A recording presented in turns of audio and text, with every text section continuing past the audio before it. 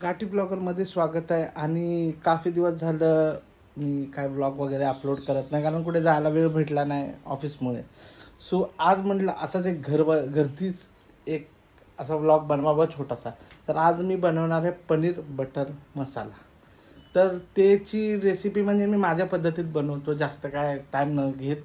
सो चला आपण पनीर बटर मसाला बनवूया आणि तिकडेच भेटूया. आणि कसे बनवतात हे तुम्हाला दाखवतो आणि खाऊन दाखवतो कसं लागतं. Let's go. हमारा सामान तो रेडी है.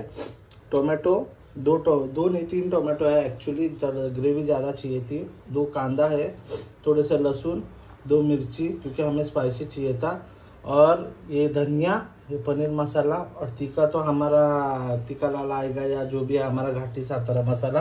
ये पनीर है, बटर भी बाहर है, अभी लेता हूँ.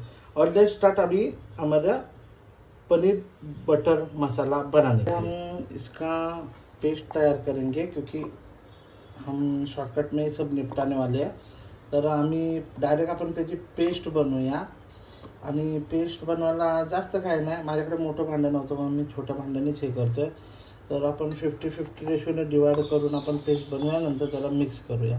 तीखा लाल, थोड़ी सी हल्दी, इसी के अंदर हम अभी इसको फ्राई करेंगे पनीर को. पनीर क्यूब्स है जो हल्दी और थोड़ी सी तीखे लाल में तेल में थोड़ी सी से हम ये करेंगे, थोड़ा सा थोड़ी देर फ्राई करेंगे जिससे ये टूटेगा नहीं. तो हम इसे थोड़ा तेल में फ्राई होने देते हैं और आगे की रेसिपी कंटिन्यू करते हैं. ये हमने थोड़ा सा पनीर फ्राई करके बाहर निकाला है. अब हम इसकी ग्रेवी तैयार करते हैं. तो ग्रेवी के लिए इसी को यूज़ करेंगे. थोड़ा सा ज़्यादा हुआ इग्नोर करो क्योंकि हम 50 बर्तन यूज़ नहीं कर सकते. तो मैंने थोड़ा सा तेल लिया और तेल में डाला हमने इसमें कांदा. जितना भी कांदा हमने डाल दिया इसे हम फ्राई करेंगे. कांदा हमने काफ़ी अच्छे से पकने दे दिया है. अब हम इसमें डालेंगे ग्रेवी, जो ये पेस्ट हमने तैयार की थी. इस पेस्ट को हम इसमें डाल देंगे. ग्रेवी थोड़ी पकनी शुरू हो चुकी है, हम इसे पकने देते हैं. जब इसमें उबाल आए थोड़ा सा हम चटनी भी डाल देते हैं. हमने डाले हमारी चटनी.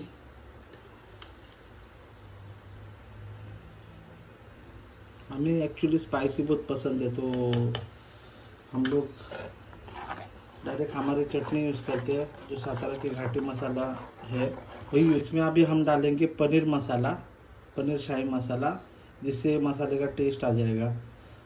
हम पूरा डाल रहे हैं क्योंकि ऐसे भी 125 ग्राम पनीर के लिए है और हमारा आधा किलो से थोड़ा सा कम है. तो ये पैकेट मैंने पूरा डाल दिया. मैंने इसमें बटर को डाल दिया बड़ा वाला पीस. अब मैं इसे थोड़ा सा भूनने देता हूँ, और जब तक इसके ऊपर तेल नहीं आता तब तक इसे पकने देता हूँ. एक बार अच्छे से तेल आ गया तब मैं इसमें डालूँगा पनीर.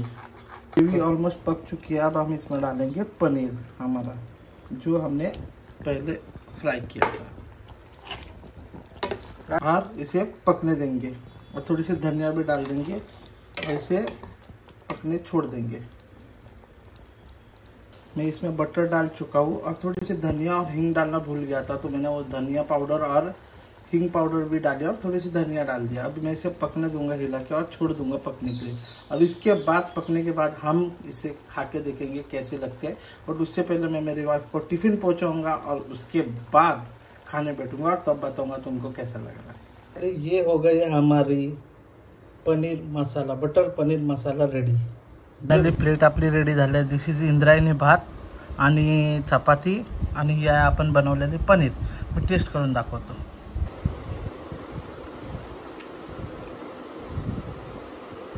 खूप छान बनलं. सिंपल वे आहे आणि मस्त वे आहे पनीर बनवायचं. जास्त काय तामझाम नाही, पण इझी टू मेक आहे. तुम्ही पण एकदा बनवा. आणि माझी बनवायची पद्धत तुम्हाला नक्की छान वाटली असेल या चुकीची असेल ते पण कमेंट करा. Like, share and subscribe to my channel. That's all for the day. आणि आजच्या ब्लॉगवर एवढंच. बाय.